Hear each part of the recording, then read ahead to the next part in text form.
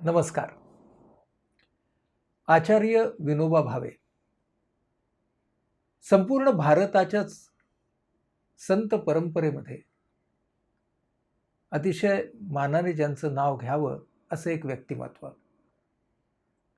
महाराष्ट्रामधल्या संत परंपरेचा आधुनिक काळातला एक आविष्कार. गांधीजींचे विश्वासू सहकारी, गांधीजींच्या अनेक कल्पनांना मूर्त रूप देणारे कार्यकर्ते, तत्वज्ञानाचे निस्सीम अभ्यासक आणि आपल्या निखळ मराठीच्या बळावरती हे तत्वज्ञान जनसामान्यांपर्यंत पोहोचवण्याचा केलेला निरलस प्रयत्न संपूर्ण आयुष्यभराचा. भूदान या नावाची एक आगळी वेगळी चळवळ, गांधीवादाला किंवा गांधींच्या विचारांना एक नवा आयाम देणारा देशव्यापी प्रकल्प. आज विनोबा आपल्यात नाहीत. ते जेव्हा देहरूपाने होते तेव्हाही त्यांच्या भोवती अनेक वादविवादांचं मोहोळ उठलं होतं. आज त्यांच्या जन्माच्या दृष्टीने बघायचं तर 125 वर्ष पूर्ण होत आहेत. शतकोत्तर रौप्य महोत्सव आहे त्यांचा. आणि आज त्यांचा स्मृतिदिन दिनांक 15 नोव्हेंबर. या निमित्तानं तत्वज्ञ विनोबा, विचारवंत विनोबा आणि दार्शनिक विनोबा आपल्याला आपल्याच जीवनातल्या अनेक अंगांचं एक आगळं वेगळं दर्शन घडवतात. He gives us insights, fresh insights. दुसरा ज्ञानेश्वर नावाच्या आपल्या एका लेखामध्ये प्रसिद्ध लेखक डॉक्टर मिलिंद बोकील असं म्हणतात की जगामधल्या वेगवेगळ्या विषयांवरती विनोबा आपल्याला जेव्हा त्यांचा दृष्टिकोन देतात तेव्हा अचानक आपल्या मनासमोर एक किरमिजी रंगाचा प्रकाश पसरावा आणि त्यामध्ये आधी माहिती असलेलीच गोष्ट किंवा संकल्पना नवीन पद्धतीने दिसावी, अशी काहीशी जादू विनोबांच्यामध्ये आहे. आज आपण विनोबांच्या सर्व विचारांना मानसशास्त्रामधल्या एका मूलभूत संकल्पनेशी जोडण्याचा प्रयत्न करणार आहोत. आणि ही कल्पना आहे सेल्फ. मानसशास्त्रामध्ये आम्ही सेल्फ एस्टीम, सेल्फ ॲक्सेप्टन्स, आत्मस्वीकार, निरोगी आत्मस्वीकार असे शब्द अनेकदा वापरत असतो. या सगळ्याच संकल्पनांच्याकडे विनोबा कसे पाहतात आणि मानसशास्त्रातल्या निरोगी आत्मस्वीकाराच्या संकल्पनेच्या पुढेही ते जाऊन आपल्याला वेगळं काही सांगतात का, आणि विनोबा या आत्मस्वीकाराकडे कसं पाहतात, हे जर 2 शब्दात सांगायचं तर ते सूत्र आहे स्वचे विसर्जन. आणि म्हणूनच आजच्या आपल्या या सादरीकरणाचं शीर्षक आहे विनोबा स्वचे विसर्जन. हा संपूर्ण अभ्यास मी जेव्हा करायला घेतला तो खरं तर विनोबांच्या सहित राहण्याच्या अनुभवाचाच एक भाग म्हणून. विनोबा असं म्हणतात की जे सहित राहतं तेच साहित्य. विनोबांच्या साहित्याचा आणि माझा परिचय झाला जवळजवळ 22 वर्षांपूर्वी. आणि गीतेचा अभ्यास करायचा तेव्हा संस्कृतमधली गीता डोक्यावरून गेली म्हणून विनोबांची गीताही उघडली. तीही शब्दांच्या पलीकडे काही कळेना म्हणून गीता प्रवचनं वाचली. गीताई चिंतनिका उघडून वाचायला सुरुवात केली आणि त्यानंतर विनोबांच्या साहित्याचं एक भांडारच माझ्यासमोर उघडत गेलं. त्यातून जे जे हाताला लागत गेलं ते सारं या स्वच्या संकल्पनेशी कसं जोडायचं हे ठरवत असताना अनेक ज्येष्ठांची मदत झाली. त्यामध्ये ज्यांचा कृतज्ञतापूर्वक उल्लेख करायलाच हवा ते डॉक्टर पराग चोळकर नागपूरचे, श्रीयुत विजय दिवाण गागोद्याचे, श्रीयुत हेमंत मोने कल्याणचे, हे 3 विनोबांचे अभ्यासक आणि विनोबा प्रेमी आहेत. त्यांच्याबरोबरची मैत्री हे मी माझं भाग्य समजतो. या सादरीकरणामध्ये असलेली बहुतेक सर्व छायाचित्र ही डॉक्टर गौतम बजाज यांची आहेत. त्याचप्रमाणे आपण जे पेंटिंग, जे पोर्ट्रेट आत्ताच विनोबांचं पाहिलं, ते माझे मित्र श्रीयुत सुहास बहुलकर यांच्या सौजन्याने. आणि 2 अजून पेंटिंग्ज आपण पाहू. ती दीनानाथ दलाल यांची पेंटिंग्ज आहेत, विनोबा आणि गांधीजींची. ती प्रतिमा वैद्य यांच्या सौजन्याने. आणि हे सादरीकरण तयार करत असताना माझे सहकारी सचिन गावकर, रूपा मोरे, शैलेश मिदगे या सगळ्यांचं मोलाचं सहकार्य झालं. हे सादरीकरण मी आजपर्यंत महाराष्ट्रातल्या अनेक शहरांच्यामध्ये केलं. त्याला जो उत्स्फूर्त प्रतिसाद मिळत गेला, त्यावरून असं वाटलं की सर्वांच्यासाठी म्हणून हे सादरीकरण का करू नये. आपण आता सुरुवात करूया विनोबांच्याच शब्दांनी. विनोबा स्वतःबद्दल काय म्हणतायत ते आपण पाहूया. मी एका वेगळ्याच दुनियेतला माणूस आहे. मी फक्त व्यक्ती आहे. माझ्या कपाळावर कोणतंही लेबल लावलेलं नाही. मी कोणत्याही संस्थेचा सभासद नाही. राजकीय पक्षांचा मला स्पर्श नाही. रचनात्मक संस्थांशी माझा प्रेमसंबंध आहे. मी ब्राह्मण म्हणून जन्माला आलो आणि शेंडी कापून ब्राह्मणाचं मूळच नाहीसं केलं. कोणी मला हिंदू म्हणतात, परंतु मी 7 वेळा कुराण आणि बायबलाचं पारायण केलंय, म्हणजे माझं हिंदुत्व धुतलंच गेलं. याच्यावरून मला आठवलं की विनोबा कुराणाचं पठण ज्या पद्धतीने करायचे, तर मौलाना आझाद म्हणाले गांधीजींना ते ऐकून की ये तो हाफिज है. इतक्या सुरामध्ये, आणि जे सूर अनुरूप आहेत त्या कुराणाच्या पठणाला, त्यामध्ये विनोबा कुराणाचं पठण करू शकायचे. विनोबा पुढे म्हणतात, लोकांना माझं म्हणणं आवडतं कारण माझ्या कार्याच्या मुळाशी करुणा आहे, प्रेम आहे आणि विचार आहे.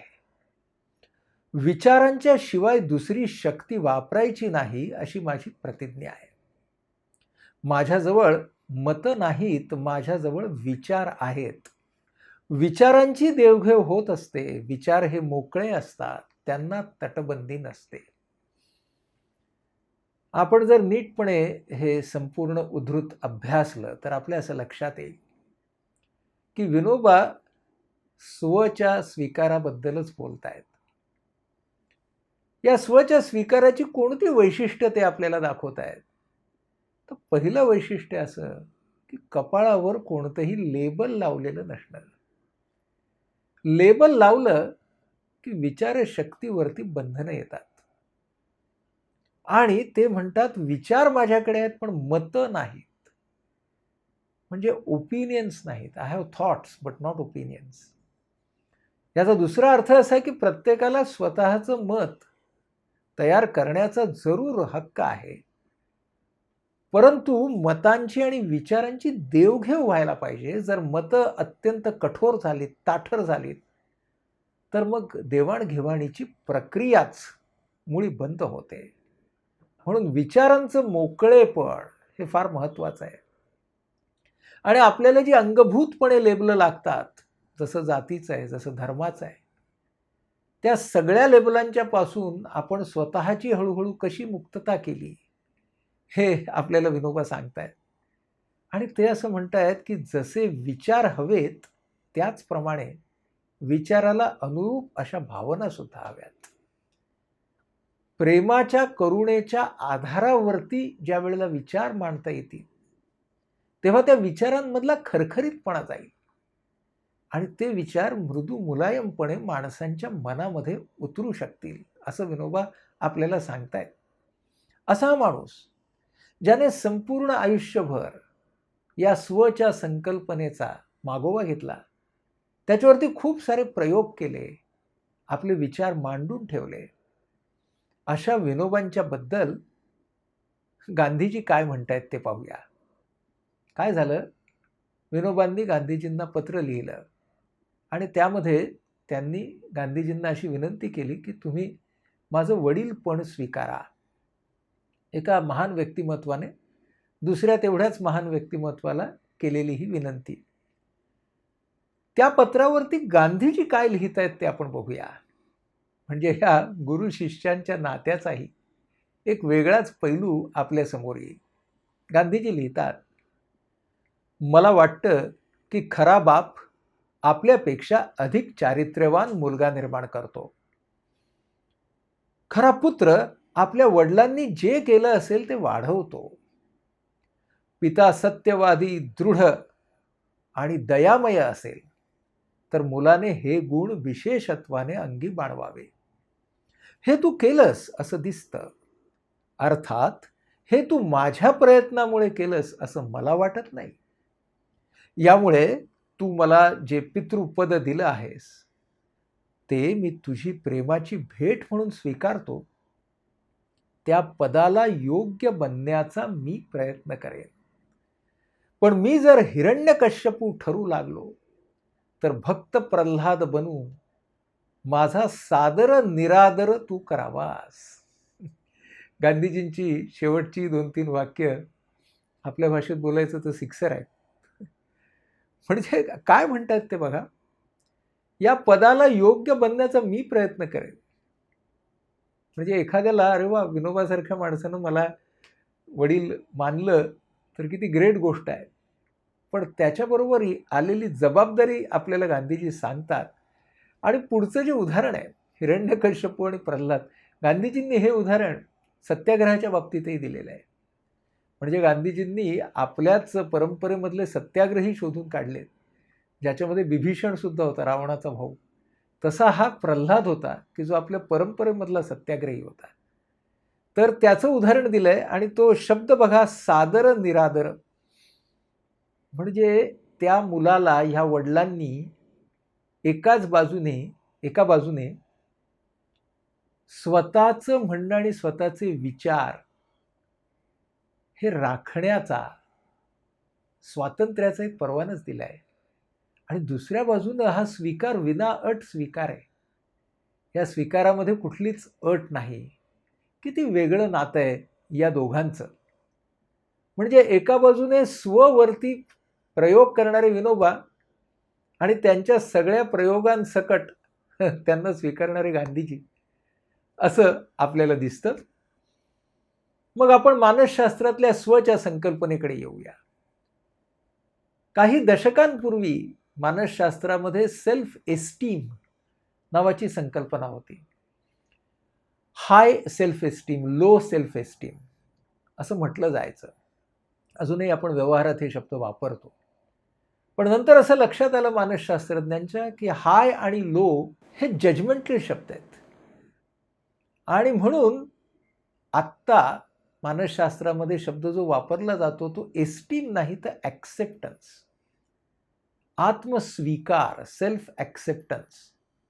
आणि हाय आणि लो या जजमेंटल शब्दांच्या ऐवजी आता शब्द जे वापरले जातात ते हेल्दी सेल्फ ॲक्सेप्टन्स आणि अनहेल्दी सेल्फ ॲक्सेप्टन्स. म्हणजे नेमकं काय आपण थोडक्यात समजून घेऊया. स्वतःच्या गुणदोषांकडे, स्वतःच्या क्षमता कमतरतांकडे कसं पाहावं. आपण पाहतो या आकृतीमध्ये इंग्रजीमधलं आय हे आद्याक्षर आहे आणि तुम्हाला असं दिसेल की हा कॅपिटल आय आहे, पण तो अनेक छोट्या आयनी बनलेला आहे. तर हे जे सगळे छोटे आय आहेत ते म्हणजे these are all my attributes, they are all my qualities. त्याच्यामध्ये गुण पण आहेत, दोष पण आहेत. आणि I am made up of, म्हणजे the capital I is made up of many many small I's. सगळ्या गुणदोषांनी मिळून मी बनलेला आहे. परंतु मी म्हणजे माझे गुण किंवा मी म्हणजे माझे दोष नाहीत. बघा, समजून घेऊ आपण. माझ्यामध्ये अमुक एका विषयाच्या संदर्भातलं प्रावीण्य आहे असं म्हणणं म्हणजे माझ्या छोट्या आईचं वर्णन करणं. आणि मी ना जन्मतःच हुशार असं म्हणणं म्हणजे त्या क्षेत्रातल्या हुशारीवरून माझ्या संपूर्ण मीपणावरती एक पॉझिटिव्ह लेबल लावणं. त्याचप्रमाणे समजा माझ्यामध्ये एक दोष आहे की मला फार पटकन राग येतो, तर मी स्वतःला रागीट म्हणणं याचा अर्थ मी स्वतःला एक निगेटिव्ह लेबल देणं. आणि आपल्याला मानसशास्त्र असं सांगतं की निरोगी आत्मस्वीकाराचा पाया कोणता असेल तर तो हा आहे की गुण आणि दोष माझ्यात आहेत, पण कोणत्याही गुण आणि दोषावरून माझं माणूस म्हणूनचं मूल्य, माझी माणूस म्हणूनची किंमत ही त्यावर ठरत नाही. म्हणून गुण आणि दोषांवरून मी माझं माणूसपणाचं मूल्यमापन करणार नाही. त्यालाच आधीच्या स्लाइडमध्ये विनोबा म्हणतात की मी लेबल लावणार नाही स्वतःवरती. आणि ही गोष्ट फार महत्वाची की आपण गुण, दोष, क्षमता, कमतरता यांच्याकडे कसे पाहतो. हा झाला निरोगी आत्मस्वीकार. पण आपण सगळेजण ह्या पातळीवरती किती वेळा असतो खरं तर प्रत्येकानेच ताडून पाहावं. पण आपला जो झोका चालू असतो तो असा चालू असतो की आपण कधी कधी स्वतःकडे संपूर्णपणे फक्त छोटा आय म्हणून बघतो. स्वतःवरती सगळी निगेटिव्ह लेबल लावून घेतो. अरे मी असाच आहे, अरे मी तसाच आहे, अरे हे काय मला जमणार नाही रे, तर कसं जमेल, मुळातच नाही तर काय करायचं, असं मी स्वतःकडे छोटा आय म्हणून जेव्हा बघतो त्याला मानसशास्त्रामध्ये आपण म्हणतो न्यूनगंड. आणि स्वतःच्या गुणांवरती आणि क्षमतांवरती मी माझं व्यक्ती म्हणूनचं मूल्य ज्या वेळेला ठरवतो तेव्हा मी स्वतःकडे कसा बघतो, कॅपिटल आय म्हणून. त्याला आपण म्हणतो अहंगंड. म्हणजे आपण सगळेजण न्यूनगंड, अहंगंड या दोन्ही ज्या अवस्था आहेत त्या हेल्दी सेल्फ ॲक्सेप्टन्सच्या नाहीत. आणि मधली जी अवस्था आहे ती हेल्दी आहे, पण आपण तिन्ही अवस्थांच्या मधून प्रवास करत असतो. आणि या दोन टोकांमध्ये आपले झोके जितके जास्त तितकं आपलं मन अधिक अस्थिर होतं. आणि आपण मध्यावर असणाऱ्या हेल्दी सेल्फ ॲक्सेप्टन्सवरती स्वतःला जर संतुलित ठेवू शकलो तर त्याला म्हणायचं निरोगी आत्मस्वीकार, जी मानसिक आरोग्याची गुरुकिल्ली आहे. आता आपण असं बघूया की हा जो निरोगी आत्मस्वीकार आहे हा कशातून येतो, तर माणसं स्वतःकडे पाहण्याची विचारसरणी कशी विकसित करत जातात. या स्वतःकडे पाहायच्या विचारसरणीला मानसशास्त्रामध्ये म्हटलेलं आहे की सेल्फ बिलीफ सिस्टीम. बिलीफ म्हणजे विचारधारा, सेल्फ म्हणजे स्वतःबद्दलची. स्वतःबद्दलची विचारधारा कशी विकसित होते, तर विवेकनिष्ठ मानसशास्त्र आपल्याला असं सांगतं की त्यामध्ये 3 पैलू आहेत. पहिला आहे अनुभव, एक्सपिरियन्स. म्हणजे मी जसा अनुभव घेतो तशी तशी माझी विचारधारा ही घडत जाते, बनत जाते. दुसरा मुद्दा आहे ॲक्विझिशन, मिळकत, कमाई, ज्याला आपण म्हणतो संस्कार. आपण जेव्हा वयाने छोटे असतो, अनुभवाने तोटके असतो, त्यावेळेला आपल्या आजूबाजूची मंडळी आणि आजूबाजूचं वातावरण हे आपल्याला स्वतःबद्दलच्या विचारधारा सुद्धा देत असतं. अगदी मानसशास्त्राचा प्रणेता, एक आधुनिक मानसशास्त्राचा सिग्मंड फ्रॉइड, याची आई त्याला म्हणायची की माय गोल्डन सिग्गी. म्हणजे लहानपणापासून आई त्याला प्रेमाने जे बोलायची त्याचा परिणाम त्याच्या स्वतःच्या आत्मप्रतिमेवरती झालाच. एडिसनच्या आईचं सुद्धा असंच उदाहरण आपल्याला देता येईल. तेव्हा आपल्या आजूबाजूची माणसं, आपले पालक, आपल्या जवळचे, आपलं वातावरण हे सुद्धा आपल्याला तू कसा आहेस ते सांगत असतात. तो आहे संस्कार. आणि मग माणसाचं मन, त्या व्यक्तीचं मन अनुभवातून मिळणारा डेटा आहे, संस्कारातून मिळणारा डेटा आहे. ह्याच्यातला कुठला डेटा आपण सिलेक्ट करायचा आणि कशाचा रियाज करायचा, परपेच्युएशन, काय गिरवत बसायचं, कशाची उजळणी करायची, हे शेवटी माणूस ठरवतो. आणि मग त्यातून माणसाची स्वतःकडे पाहण्याची विचारधारा ही कधी कधी जास्त करून छोटा आय बनते, कधी कधी जास्त करून मोठा आय बनते, तर कधी कधी ती संतुलित बनते. आणि जरी ती प्रामुख्याने एक असली या तिन्हीपैकी, तरी इतर दोघांचेही रंग, त्याच्या छटा त्यामध्ये निश्चितपणे मिसळलेल्या असतात. हा झाला आपल्या जन्माचा किंवा या आयुष्यामधल्या अनुभवांचा भाग. पण त्याच्याबरोबर अनुवंशिकता सुद्धा आहेच.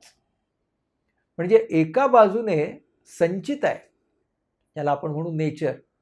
दुसऱ्या बाजूने संस्कार आहेत, ज्याला आपण म्हणू नर्चर. तिसऱ्या बाजूने वातावरण आहे, ज्याला आपण म्हणू कल्चर. आणि चौथ्या बाजूने त्या त्या व्यक्तीची खासियत आहे, जिला आपण म्हणू सिग्नेचर. तर नेचर, नर्चर, कल्चर, सिग्नेचर याच्यावरून माणसाची ही धारणा स्वतःबद्दलची बनत असते. म्हणजे आईवडिलांकडून आपल्याला संचितही मिळतं, संस्कारही मिळतात. आता विनोबांच्या बाबतीमध्ये काय झालं ते आपण त्यांच्या बालपणापासून थोडक्यात निहाळूया, की त्यांचा स्व कसा बनला. त्यासाठी आपल्याला पाहायला पाहिजे त्यांच्या वडिलांकडे, त्यांच्या आईकडे. नरहरराव हे वडील विनोबांचे, हे अतिशय चांगले असे शास्त्रज्ञ होते, अतिशय उच्च शिक्षित होते आणि ते स्वतः रंगविद्या विशारद होते. आज आपण ज्याला पेंट्स म्हणू, तर त्याचा ते शास्त्राच्या बाजूने अभ्यास करायचे. म्हणजे गांधीजींनी सुद्धा त्यांना रंगीत खादी जेव्हा तयार करायची होती, तेव्हा एक एक्सपर्ट कन्सल्टंट म्हणून आजच्या भाषेत त्यांना बोलवलेलं होतं. स्वावलंबन आणि स्वदेशी हा यांचा नित्यभाव होता या नरहररावांचा. आणि आपल्याला माहिती आहे की स्वदेशी हा भाग टिळकांनीच आपल्या राष्ट्रीय जीवनात आणला, ज्याला पुढे गांधीजींनी नवीन आयाम दिले. ते संगीताचे अभ्यासक होते. त्यांनी वेगवेगळ्या चीजा लिहिलेल्या आहेत आणि त्याचं पुस्तक सुद्धा त्यांनी प्रकाशित केलेलं होतं. त्यांनी स्वतःवरती आहाराचे प्रयोग केले आणि त्यांना दीर्घायुष्य लाभलं. गणितामध्ये सुद्धा ते उत्तम होते. असा हा बहुविध गुणांनी मंडित असा हा माणूस होता. वडिलांबद्दल बोलताना विनोबा इतकं छान लिहितात. ते म्हणतात, बाबा काही प्रसिद्ध पुरुष नव्हते, परंतु मोठ्यात मोठे अप्रसिद्ध पुरुष होऊन गेले, त्यापैकी बाबा एक होते. मला वाटतं आपल्यापैकी अनेकांच्या मनामध्ये आपल्या वडिलांच्या बद्दल सुद्धा अशीच भावना असणार. विनोबांनी वडिलांकडून काय काय घेतलं असावं? शास्त्रीय दृष्टिकोन घेतला, गणितीपणा घेतला, कोणत्याही व्यक्तीच्या खोलामध्ये जाऊन त्याचा अभ्यास करायचा ही वृत्ती घेतली, स्वतःवरती प्रयोग करायची वृत्ती सुद्धा घेतली. विनोबांच्या जीवनामध्ये भावजीवन त्यांचं कोणी समृद्ध केलं असेल तर ते त्यांच्या आईने. विनोबांची आई म्हणजे आस्था, करुणा, सहअनुभूती अशा विविध उन्नत भावनांचं एक जितं जागतं उदाहरण. साधे फणसाचे गरे जरी काढले तरी इतर मुलांना ते आधी द्यायचे. साध्या साध्या गोष्टींच्या मध्ये मोठं असं सार तात्पर्य कसं काढावं, तर विनोबांची आई एकदा विरजण लावत असते आणि त्या विरजण लावतात आणि त्याच्यानंतर देवाचं नाव घेतात. तर विनोबा त्यांना म्हणतात की विरजणामध्ये देव कुठे आला? तर आई म्हणते की मी विरजण लावलं म्हणजे भक्ताचा प्रयत्न, आणि ते दही जेव्हा चांगलं लागेल तेव्हा तो देवाचा अनुग्रह. या दोन्ही गोष्टींचं भान असलं पाहिजे. मानसशास्त्रामध्ये आपण म्हणतो की माझ्या नियंत्रणाखाली कोणते घटक आहेत आणि नियंत्रणाच्या बाहेर कोणते घटक आहेत, त्याचं भान असलं पाहिजे. आणि जे घटक नियंत्रणाच्या बाहेर आहेत त्यांच्यासाठी प्रार्थना करायची. त्यालाच विनोबांची आई देवाचा अनुग्रह म्हणते. अशीच एक सोपी व्याख्या आहे त्यांच्या आईनं केलेली. त्या म्हणतात, देतो तो देव, राखतो तो राक्षस. किती छान व्याख्या आहे की देण्यामध्येच देवत्व आहे. म्हणून स्वतः खाण्याआधी त्या नेहमी तुळशीला पाणी घालायच्या. एक वेगळी जीवनदृष्टी होती त्या बाईकडे.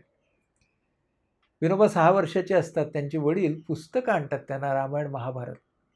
तर आई म्हणते, बाबांनी खाऊ आणलाय बघ, चौकोनी बर्फी आहे. विन्या, याहून उत्तम खाऊ दुसरा कोणताच नाही रे. ज्ञानेश्वरीची आणि विनोबांची ओळख सुद्धा वयाच्या 8व्या वर्षी आईच्या माध्यमातूनच होते. आणि आपल्याला माहिती असेल की गीताई जी रचली विनोबांनी पुढे, त्याच्यामध्ये सुद्धा त्यांच्या आईची इच्छा होती की आत्ताच्या मराठीमध्ये या गीतेचं भाषांतर व्हावं, रूपांतर व्हावं. या बाई अतिशय भावनिक असल्या पाहिजेत. रामनवमीच्या दुपारी 12 वाजता रामाचा जन्म होत आहे म्हणून त्या ध्यानस्थ बसत. त्यावेळेला त्यांच्या मिटल्या डोळ्यातून अश्रू बाहेर येत. विनोबा विचारतात आईला, कसा झाला राम जन्म, दिसले का तुला, दिसत कसे नाहीत राम तुझे. तेव्हा आई शांतपणे विनोबांना म्हणते, दिसतील बरं बाळ, तुला पण दिसतील. म्हणजे या माऊलीमध्ये धीर सुद्धा असला पाहिजे.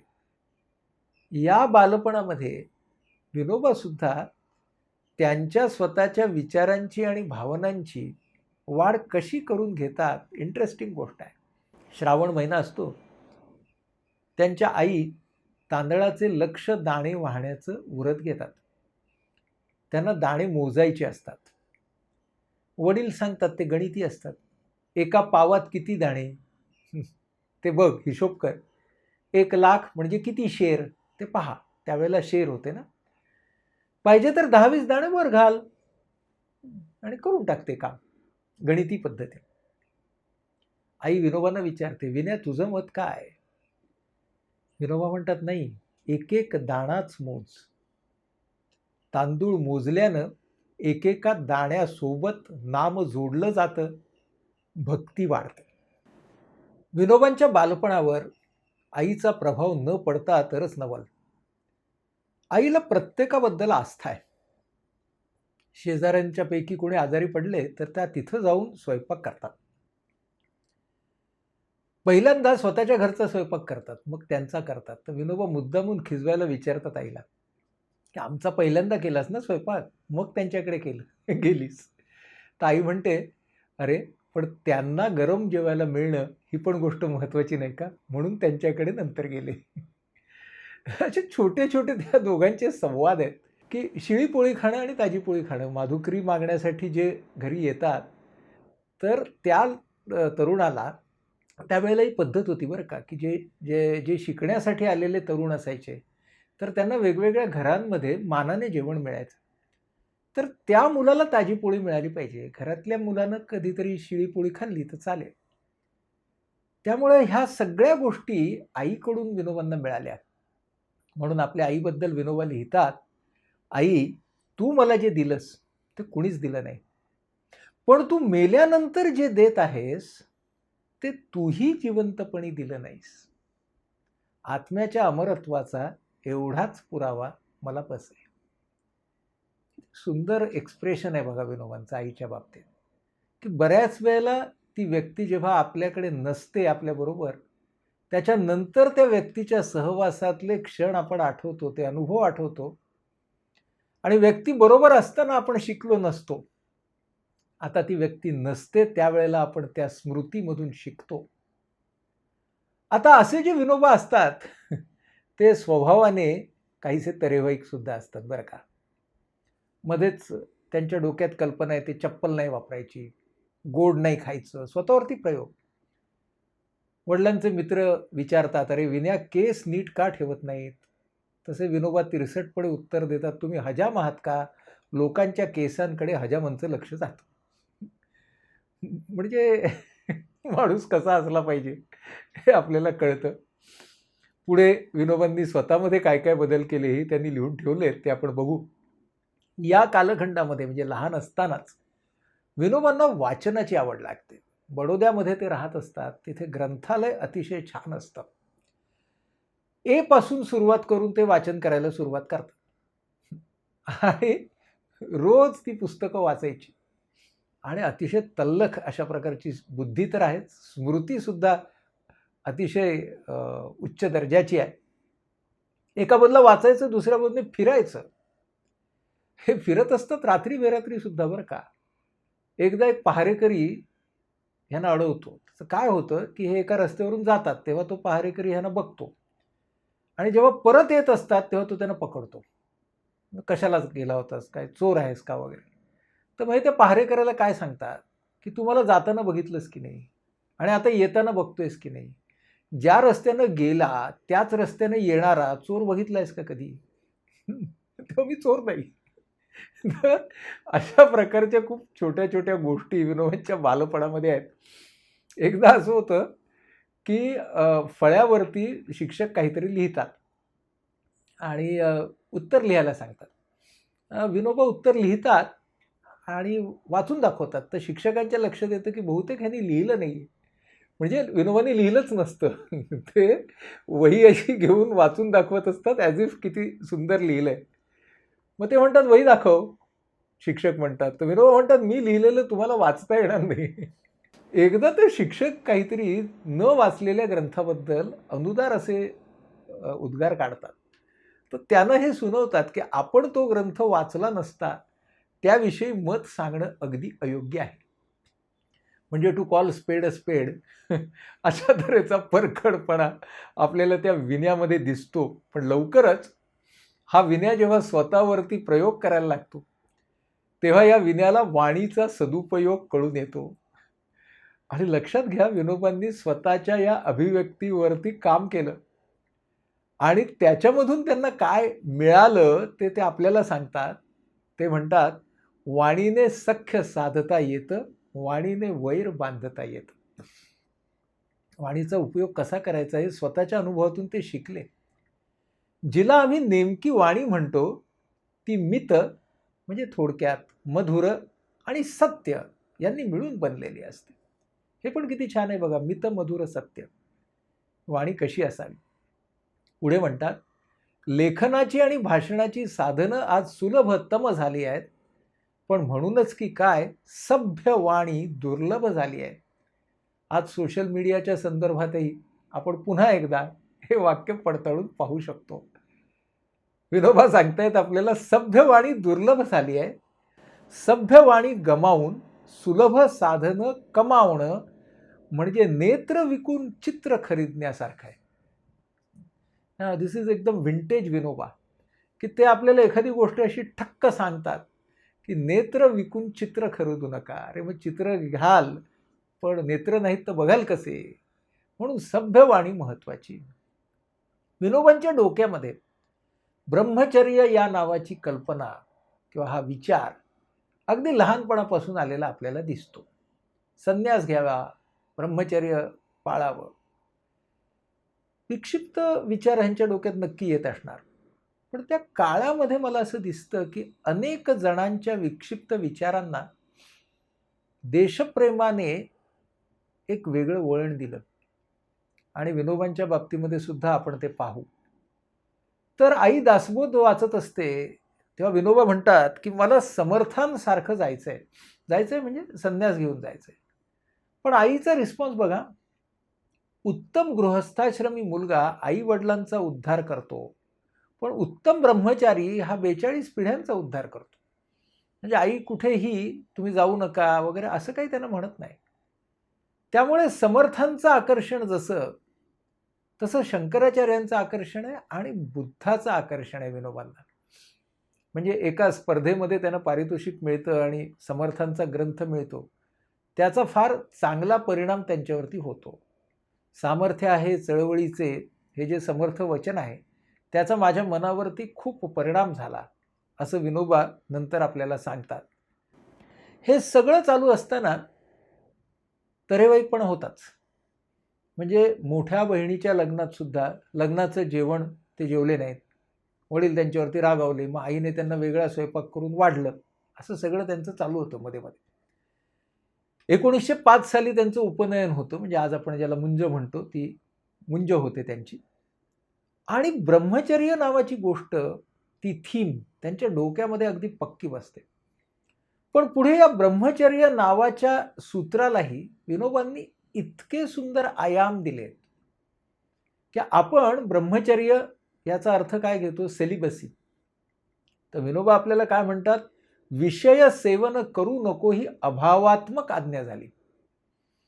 म्हणजे काय करू नको हे ह्याच्यात सांगितलंय. पण ब्रह्मचर्य या संकल्पनेची इतकी सकारात्मक व्याख्या आहे बघा. ब्रह्मचर्याला मी विशाल ध्येयवाद आणि तदर्थ म्हणजे त्यासाठी संयमाचरण म्हणतो. किती सुंदर व्याख्या आहे बघा. ब्रह्मचर्याची अजून एक व्याख्या विनोबाने त्यांच्या लिखाणात केली आहे. मातृत्व आणि पितृत्व, पौरुषत्व आणि स्त्रीत्व यांचा मनोहारी प्रेममय संगम म्हणजे ब्रह्मचर्य. ब्रह्मम आचरती इति असा खरं म्हणजे ब्रह्मचर्य या शब्दाचा अर्थ आहे. तर इथे आपल्याला ब्रह्म जो आहे तो सर्व भेदाभेदांच्या पलीकडे आहे. मातृत्व, पितृत्व, पौरुषत्व, स्त्रीत्व ह्याच्या पलीकडे असलेलं प्रेम म्हणजे ब्रह्मचर्य आहे. अजून एक व्याख्या ब्रह्मचर्याची आपल्याला त्यांनी दिली आहे, ती सामाजिक व्याख्या आहे आणि ती किती सुंदर आहे बघा. ब्रह्मचर्य म्हणजे स्त्रियांना निर्भयपणे सामाजिक कार्यात भाग घेता येणं. किती सुंदर व्याख्या आहे. म्हणजे कोणत्याही गोष्टीकडे पाहायची एक व्यापक दृष्टी आपल्याला विनोबा कशी देतात हे त्यावरून कळेल आपल्याला. मी म्हणालो तसं त्या काळातल्या स्वातंत्र्य चळवळीचा मोठा परिणाम विनोबांच्या मनावरती होतच होता. सामर्थ्य आहे चळवळीचे जो जे करील तयाचे, परंतु तेथे भगवंताचे अधिष्ठान पाहिजे. या समर्थांच्या वचनाने भारून गेलेल्या तरुणांचा तो काळ होता. एका बाजूला ब्रह्मचर्याची ओढ, दुसऱ्या बाजूने क्रांतिकार्याने देशभक्तीनं भारून जाणं. विनोबा एका विद्यार्थी मंडळाचा भाग बनतात 1914 साली. पण त्यांना आपल्या मर्यादा माहिती आहेत. ते म्हणतात, कुणावर बॉम्ब टाकायचा तर मी टाकेन, पण पुढारी पण मला झेपायचं नाही. तुकोबाला कुणी बँकेचा मॅनेजर नेमलं असतं का? म्हणजे आपल्या मर्यादा काय आहेत हे त्यांना व्यवस्थित कळत असतं. प्रचंड वाचन असतं, अभ्यास असतो आणि मग त्यांचं मन एक निर्णय घेतं की आपल्याला घराच्या बाहेर पडायचं. एका बाजूने क्रांती, दुसऱ्या बाजूने अध्यात्म, अशा दोन ओढी असतात. गृहत्यागाच्या आधी आपली आत्तापर्यंतची सगळी सर्टिफिकेटं ते जाळून टाकतात. जणू काही लेबलं नको आहेत मला आता आणि मला या लेबलांच्या पलीकडे जायचं आहे. 25 मार्च 1916ला विनोबा गृहत्याग करतात. जाताना फक्त ज्ञानेश्वरी बरोबर घेऊन जातात आणि 7 जून 1916ला विनोबा आणि गांधींची भेट होते. तेव्हा विनोबांचं वय आहे 21 वर्ष, गांधीजींचं वय आहे 47 वर्ष. हे लक्षात घेऊ आपण. या दरम्यानच्या काळामध्ये म्हणजे 25 मार्च 1916 आणि 7 जूनला आपण खाली साबरमती आश्रमाचं चित्र बघतोय, तिथे पोहोचेपर्यंतच्या काळामध्ये विनोबा पहिल्यांदा काशीला जातात. काशीमध्ये गांधीजींचं एक काही महिन्यांपूर्वी झालेलं भाषण, हे गांधीजींचं फार गाजलेलं भाषण आहे. त्या भाषणाची माहिती त्यांना मिळते आणि मग ते गांधीजींबरोबर पत्रव्यवहार सुरू करतात. गांधीजी त्यांना आमंत्रण देतात आणि मग त्यांची पहिली भेट होते. तर असं लिहिलंय विनोबांनी की हिमालयाची शांती आणि बंगालची क्रांती या दोन्ही गोष्टी मला साबरमतीमध्ये सापडल्या. गांधीजींच्याकडे विनोबा राहायला सुरुवात करतात आणि ते आपल्याला सांगतायत, मी स्वभावाने एखाद्या जंगली जनावरासारखा होतो. बापूंनी मला पाळीव जंगली जनावर बनवलं. आता ते शब्द फार छान आहेत बघा, की ते पाळीव जनावर नाही म्हणत आहे, पाळीव जंगली जनावर. म्हणजे माझ्यामधल्या आक्रमकतेला विधायक वळण लावलं. गांधीजींचं आकर्षण विनोबांना का बरं वाटलं असेल हे स्पष्टपणे विनोबांनी लिहून ठेवलं आहे. He was impressed by imperfection. म्हणजे बापू कधीच स्वतःला परफेक्ट मानायचे नाहीत. विनोबांनी असं लिहून ठेवलं की मी आत्तापर्यंत आत्मबोध झालाय मला असं दावा करणाऱ्या काही व्यक्तींना भेटलो होतो, पण मी अपूर्ण आहे आणि मला सतत पूर्णत्वाकडे जायचं आहे असं सांगणारे बापू हे विनोबांना खूप वेगळे वाटले. 16 साली आश्रमामध्ये ते राहायला आले आणि 17 साली त्यांनी 1 वर्षाची सुट्टी घेतली आणि ते वाईला गेले विनोबा राहायला. त्यांच्या स्वच्या घडणीतला तो फार महत्त्वाचा टप्पा आहे. तेव्हा त्यांनी 3 उद्दिष्ट ठरवली होती: स्वाध्याय, स्वास्थ्य आणि सेवा. या 3 गोष्टींच्यासाठी मी वाईला जाणार आणि तो जो आत्मशोध त्यांचा आहे वाईला, ते का बरं गेले असावेत, तर जणू काही विनोबांना मानसशास्त्राच्या भाषेत एक्स्ट्रोव्हर्जन आणि इंट्रोव्हर्जन, अंतर्मुखता आणि बहिर्मुखता यांचा स्वतःचा बॅलन्स, स्वतःचं संतुलन काय आहे, हे बहुतेक त्यांना शोधायचं असणार. विनोबांनीच लिहिलंय, अर्धोन्मिलित दृष्टी म्हणजे काय. आपण पाहिलं असेल, पद्मपाणी असेल, विष्णूच्या काही पोजेस आहेत की ज्याच्यामध्ये डोळे जे असतात त्या प्रतिमेचे ते अर्धे उघडे अर्धे बंद असतात, हाफ कव्हर्ड असतात. विश्वातील शक्तींच्या निरीक्षणासाठी अर्धी दृष्टी उघडी ठेवायची आणि हृदयातील वृत्तींच्या परीक्षणासाठी अर्धी दृष्टी आत फिरवून घ्यायची. इंट्रोव्हर्जन आणि एक्स्ट्रोव्हर्जन याचा हा बॅलन्स, हा बहुतेक विनोबांना अपेक्षित असणार. पण साबरमती आश्रमात असताना या माणसानं काय काय केलं. सकाळ सायंकाळच्या प्रार्थनेची जबाबदारी गांधीजींनी त्यांच्यावरती टाकली होती. सफाई, झाडलोट ते भंगीकाम सगळं ते करायचे. सूतकताई करण्यामध्ये प्रावीण्य मिळवलं. सकाळी रोज साबरमती नदीमध्ये स्नान करायचे. विद्यार्थ्यांना संस्कृत गणित शिकवायचे. कस्तुरबांच्या सोबत पोळ्या करायचे. बांना गीता शिकवण्याचं कामही गांधीजींनी त्यांना दिलं. प्रार्थनेच्या वेळी बोलण्याची जबाबदारी त्यांच्यावरती दिली, त्यामुळे त्यांच्या वक्तृत्वाची तयारी खूप चांगली झाली. विनोबांचे भाऊ बाळकोबा हे सुद्धा आश्रमात राहायला आले आणि त्यांनी पहिल्यांदा आश्रमामध्ये संडास सफाईचा प्रयोग केला, ज्याला गांधीजींनी पाठिंबा दिला. आणि मग ब्राह्मणत्वाचं प्रतीक असलेलं जानवं सुद्धा यांनी अग्नीला अर्पण केलं. दरम्यानच्या काळात विनोबा उत्तम गुजराथी शिकले. आश्रमातल्या गुजराथी शिक्षकांच्या जागी त्यांना जेव्हा गांधीजींनी शिकवायला सांगितलं, तेव्हा ती सुद्धा जबाबदारी त्यांनी पार पडली. जवळजवळ सर्व प्रमुख भारतीय भाषा ह्या विनोबांना मातृभाषे इतक्या सफाईने बोलता यायच्या, त्या त्यांना कळायच्या. त्यामधल्या वाङ्मयाचाही त्यांचा अभ्यास होता. त्याची वेगवेगळी उदाहरणं नंतर ओघात येतीलच. या पार्श्वभूमीवरती स्वला शोधायला, स्वला घडवायला वाईमध्ये एकटे राहायला विनोबा येतात. एका देवळात मुक्काम करतात. आश्रमाची राहणी, आश्रमाचा आहार, आहाराचे प्रयोग करायचे असतात. त्यामुळे रोज 10 मैल चालायचं, धान्य दळायचं, सूर्यनमस्कार घालायचे. जवळच्या 5-6 जिल्ह्यांमध्ये 400 मैल भटकतात. गावोगाव गीता प्रवचन करतात.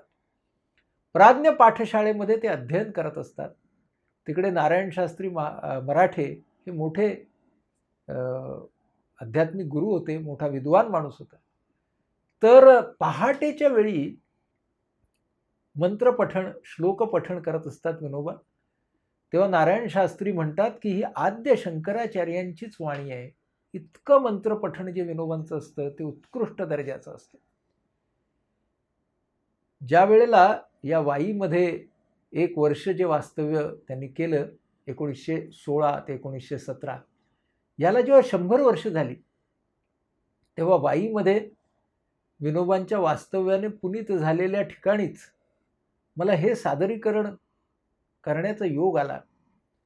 आणि ती एक विनोबांची मोठी कृपा असं मी समजतो.